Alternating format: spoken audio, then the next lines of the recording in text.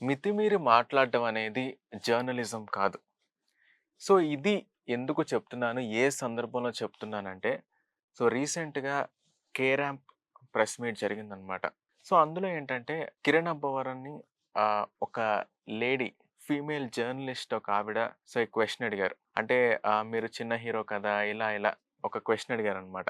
అయితే దానికి ఆయన ఏం చెప్పారంటే, "సో, మమ్మల్నంటే మేము పడతాం గానీ, అదే పక్క రాష్ట్రం నుంచి వచ్చిన హీరోలని అనడం సరికాదు" అని ఆయన చెప్పడం జరిగింది. సో, ఇదంతా ఏం జరిగింది ఏంటి అంటే, ఈ 'డ్యూడ్' మూవీ హైదరాబాద్‌లో ప్రెస్ మీట్ జరిగినప్పుడు ఒక లేడీ జర్నలిస్ట్ ఆవిడేమన్నారంటే, డైరెక్ట్‌గా అనేసారనమాట. అంటే మీరు చూడ్డానికి హీరో మెటీరియల్ కాదు. మీరు ఇంత మీకింత సక్సెస్ రావడానికి కారణం హార్డ్ వర్కా? లేకపోతే లక్కా? అని అడిగారు. సో, దీనికి ప్రదీప్ కూడా చాలా చక్కగా సమాధానం చెప్పారు. At the same time senior నటుడు 'శరత్ కుమార్' ఆయన కూడా చాలా చక్కగా సమాధానం చెప్పారు.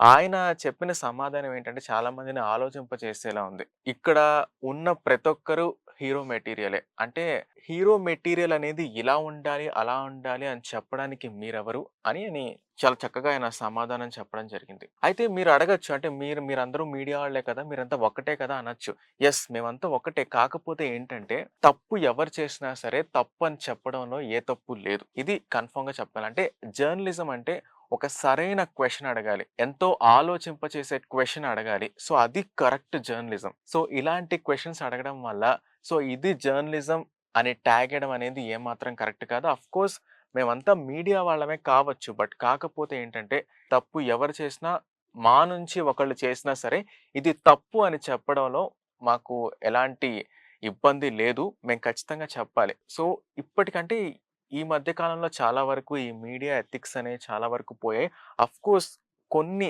సెన్సిటివ్ ఎథిక్స్ వరకు మాత్రం మేము ఖచ్చితంగా పాటిస్తాం. సో, తప్పు ఎవరు చేసినా సరే తప్పని చెప్పడం ఇది మా రెస్పాన్సిబిలిటీ అనుకోవచ్చు మీరు. అట్ ద సేమ్ టైమ్ ఏంటంటే ఆవిడే కాదు చాలా మంది కూడా అంతకుముందు కొంతమంది జర్నలిస్ట్‌లు వాళ్ళ పేర్లు కూడా తీసుకురాలేకపోతున్నా. సో, ఆళ్ళేంటంటే కావాలని హీరోయిన్స్‌ని టార్గెట్ చేసి సో, వాళ్ళని కొంచెం డీగ్రేడ్ చేసేటట్టు యాక్టర్స్‌ని డీగ్రేడ్ చేసేటట్టు క్వెషన్స్ అడుగుతూ ఉంటారు. అంటే ఇప్పుడు మీరు అనుకోవచ్చు ఇప్పుడు సినిమా తీసేవాళ్ళేమన్నా వాళ్ళు దేశ సేవ చేస్తున్నారా?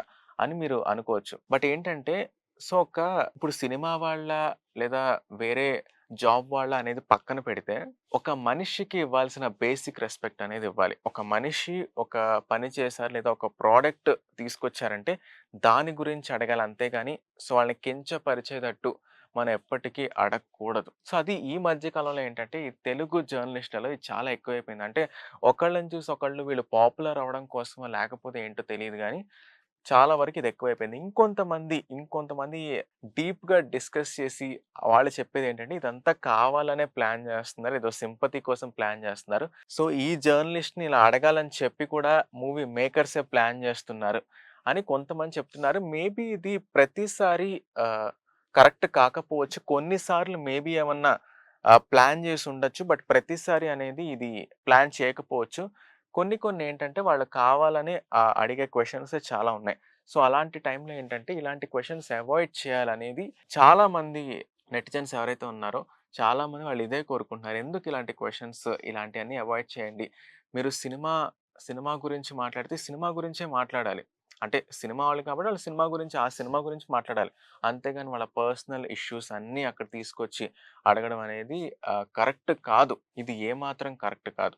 అంటే ఇంకొంతమంది అడుగుతూ ఉంటారు. అసలు మీకు ఈ సినిమా చేయడానికి ఏ అర్హత ఉంది? ఏ అర్హత ఉందని అడుగుతూ ఉంటారు చాలామంది. నాకప్పుడు అనిపిస్తదనమాట. అంటే మీరు ఈ జర్నలిజం అంటే మీరు మాస్ కమ్యూనికేషన్ చదవకుండా జర్నలిస్ట్ అయ్యే అర్హత మీకేముంది? అని నాకు కూడా అడగాలనిపిస్తది. ఎందుకంటే అక్కడ ఉన్న చాలామంది జర్నలిస్ట్‌లో కూడా అందరూ మాస్ కమ్యూనికేషన్ చేసిన వాళ్ళెవరూ లేరు చాలా వరకు. ఉంటే కొంతమంది ఉంటారు.